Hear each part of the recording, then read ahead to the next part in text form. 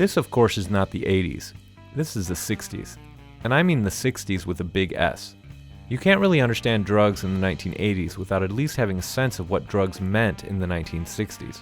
Illicit drug use was a central feature of the 60s counterculture, and that turned drugs into a central feature of what people have been calling the culture wars ever since. Young people in the 60s adopted drug use as a central feature of their rebellion. Now, it wasn't the first time Americans had rebelled against a cultural mainstream that was seen as overly conformist and dull. Just a decade before, in the 1950s, at the height of McCarthyism and the Red Scare, a group of writers called the Beat Generation rebelled against the conformity that was demanded in Cold War America. They talked relatively openly about their drug use, their sexuality, even their homosexuality, which in the 1950s was an extraordinarily radical thing to do in public. And they worshipped many things that conservative Americans disdained, especially black artists. Indeed, black artists had been shaking up American culture for decades, and black jazz musicians, who were especially worshipped by the Beats, were often associated with drugs. Now let's be clear about something. Black artists and white hipsters were not the only people taking drugs in Cold War America.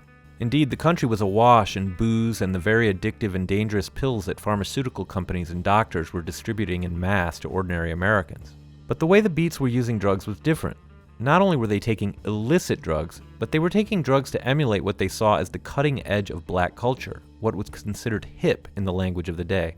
And that made their drug use extremely offensive to many Americans, and therefore, countercultural.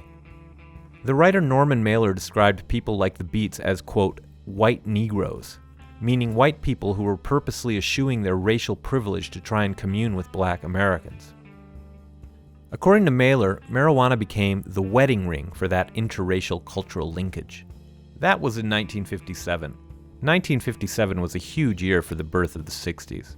Not only did Jack Kerouac's On the Road appear in print, but Life magazine published a beautiful spread about the hallucinogenic magic mushrooms of Mexico.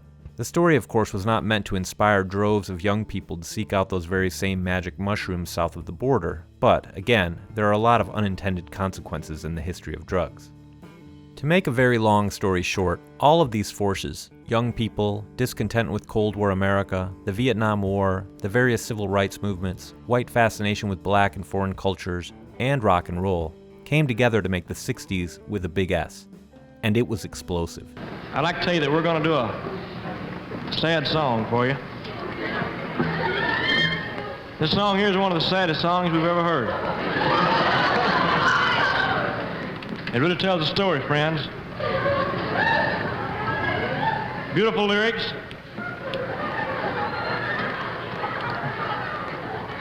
It goes something like this.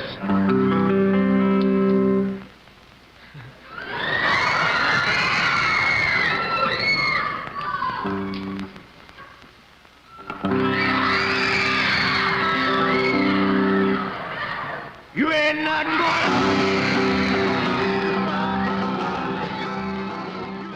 By the end of the decade, there were massive protests against the Vietnam War, riots in the streets, open drug use, desegregation, sexual revolution, militant black activism, and basically every type of behavior that could make the collective heads of conservative Cold Warriors explode.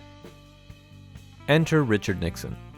In 1968, he ran for president claiming to speak for what he called the silent majority, meaning those people who weren't protesting against the war or smoking marijuana or, frankly, identifying with black people and foreigners, and he promised to bring law and order back to America.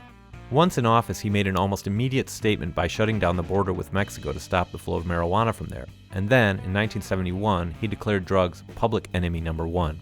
America's public enemy number one in the United States is drug abuse.